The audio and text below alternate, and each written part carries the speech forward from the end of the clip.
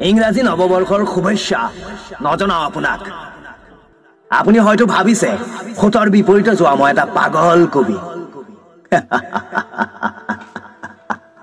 হয়, মই পাগল। প্ৰাক স্বাধীন ভাৰতত, প্ৰাক স্বাধীন অসমত ইংৰাজে কৰা শোষণ যদি আপুনি পাহৰিলে, ধৰ্ষণ যদি আপুনি পাহৰিলে, লুণ্ঠন যদি আপুনি পাহৰিলে, মোৰ এই কবিতাৰ বিপ্লৱ পাগলৰ অপলাপ। যদি ব্ৰিটিছৰ হিংসা সহি সহি গান্ধীজীৰ নেতৃত্বত ভাৰতবৰ্ষই কৰা অহিংসা আন্দোলন আপুনি পাহৰিলে, মোৰ এই কবিতাৰ বিপ্লৱ পাগলৰ অপলাপ।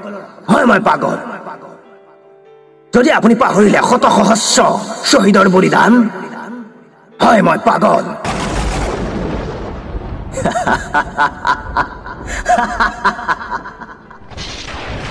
ইংৰাজী নৱবৰ্ষৰ শ্লোগান মানে পৰাধীনতাৰ সত্তা। পাহৰিলে নেকি? বেপাৰৰ চলেৰে আহি বেপাৰী ইংৰাজে সোণৰ ভাৰতবৰ্ষ, সোণৰ অসম কিমান বাৰ কুৰ্কি কুৰ্কি লুটপাত কৰি লৈ গৈছিল। কহিনুৰ, ময়ূৰ সিংহাসন, বৃন্দাবনী বস্ত্ৰ আৰু যে কত কি আপুনি হয়তো পাহৰিলে। যদি পাহৰিলে ভাৰত বুৰঞ্জী পঢ়ক, এবাৰ ভাৰত মাতৃক সোধক, কিমান বাৰ লুণ্ঠন কৰি লৈ গৈছিল ইংৰাজে। নলী ফুকন, মৰিয়াম দেৱানৰ দৰে প্ৰতিবাদী বীৰক ফাঁচি কাঠত ওলমালে, বীৰংগনা কনকলতাক গুলীয়াই মাৰিলে। জালিৱানৱালাবাগৰ ৩৭৯ জন শ্বহীদে আজিও চিঞৰে বন্দে মাতৰম।